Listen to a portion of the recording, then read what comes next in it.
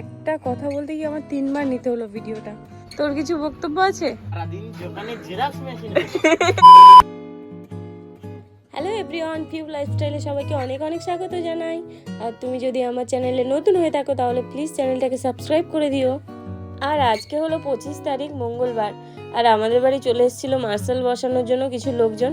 আর আমাদের না খুব জলের প্রবলেম হয় এই গরমকাল আসলেই, তাই এবারে বাবা ঠিক করলো যে মার্শালটা বসিয়েই নেবে।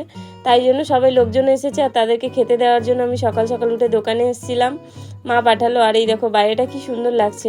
সকালবেলায় উঠি না, কিন্তু উঠে দেখলাম বেশ সুন্দর লাগছে ধান ক্ষেতটা দেখতে। তো চলো আমি নিয়ে চলে এসেছি বিস্কুট, নিইনি ওই মুড়ি টুড়ি চানাচুরি সব নিয়েছি, চাটা। আর এই যে লোকজন এসে গেছে, কাজ শুরু করে দিয়েছে। আর মার্শাল বসাতে মাত্র একদিন সময়, মানে আজকের দিনেই সব কাজ কমপ্লিট হয়ে যাবে। তো কত উপরে উঠে কাজ করছে দেখো উনি। আর এখন শুনছি এনারা নাকি আজকে কাজ কমপ্লিটই করতে পারবে না, ফের নাকি পরের দিন আসবে, কারণ আজকে আমাদের কাছে সব কিছু নাকি রেডি নেই। তো যাই হোক, আমরা ওদের টিফিনের জন্য বানিয়ে নিলাম মুড়ি মাখা আর চা। এটা খেয়ে ওরা চলে যাবে, তারপরে আবার পরের দিন আসবে, সে পুরো কাজটা কমপ্লিট করে যাবে। তো সকালবেলায় মুড়ি মাখা চা টিফিন কমপ্লিট আমাদেরও হয়ে গেছে। আর এভাবে ফেলে রেখে গেছে। আর মা আজকে দোকানে গেছে, আমি সকালবেলায় যাইনি, আমি দুপুরবেলায় পুরো ঘুমাবো আর আবার বিকালে উঠে দোকানের দিকে যাব। তারপরে ঘুম থেকে উঠে আমি একটু মুখে বরফ লাগিয়ে নিলাম, কারণ বরফ দিলে বেশ ভালো লাগে মুখটা।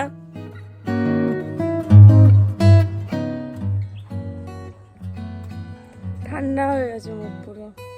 তো এই যে চুলের জন্য ভীষণ হেলদি একটা খাবার এটা বলতে পারো। ওটা হচ্ছে আমলকি। একটা কথা বলতে গিয়ে আমার 3 বার নিতে হলো ভিডিওটা, যেটা বলছিলাম বাপির জন্য নিতে হয়েছে, বারবার ডাকছে। এটা চুলের জন্য ভীষণ ভালো একটা খাবার। আর আমার খুব প্রবলেম হচ্ছে চুলের, কয়েকদিন ধরে খুব চুল উঠছে।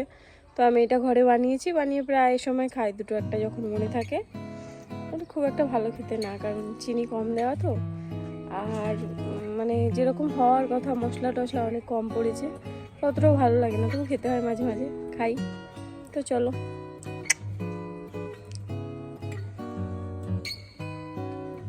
খুব একটা খারাপ নয়, আবার যে ভীষণ ভালো খেতে সেরকম নয়, মোটামুটি একটু কষা। আর ফুড রিভিউটা কেমন দিলাম বলো, আমি পুরো ব্লগারদের মতো না। তো যাই হোক, আমি তারপরে পাপ্পিকে একটু বাইরে নিয়ে গেছি। আর দূরে না ও একটা কুকুরকে দেখে খুব ডাকছিল।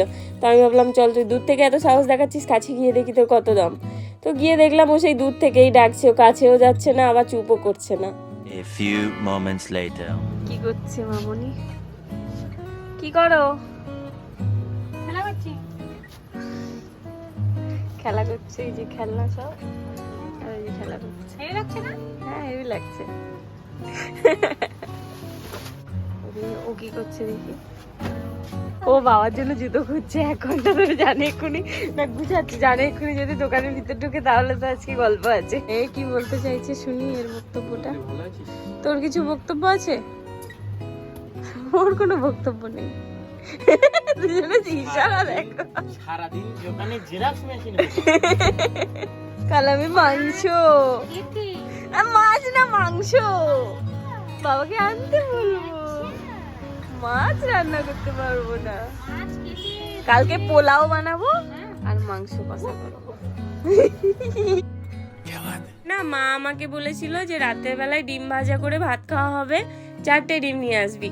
আর আমি পুরো ট্রেটা ধরে নিয়ে চলে এসেছি দোকান থেকে, কারণ আমার ডিম সিদ্ধ ডিম ভাজা খুব ভাল লাগে।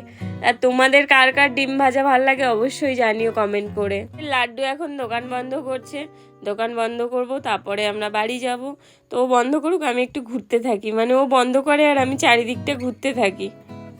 আর ভাই যতক্ষণে দোকান বন্ধ করবে আমি একটু 4-5টা ঘুরে নিচ্ছিলাম। আর ওই দেখো এখনও ফাস্টফুডের দোকানগুলো বন্ধ হয়নি, খোলাই আছে। আর ওদিকে একটা দোকান খোলা আছে। আর আমি একটু ঘুরতে ঘুরতে আগিয়ে গিয়েছিলাম।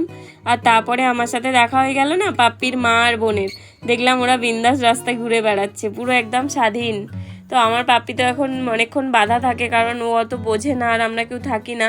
একবার অ্যাক্সিডেন্টও হয়েছিল, ওর জন্য যতক্ষণ আমরা থাকি না বাড়িতে ওকে বেঁধেই রাখতে হয়, কারণ খুব দুষ্টুও হয়েছে।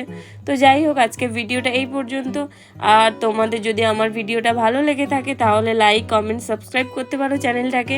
আবার দেখা হবে নতুন কোনো ব্লগে খুব তাড়াতাড়ি। টাটা, সবাই অনেক অনেক ভালো থেকো।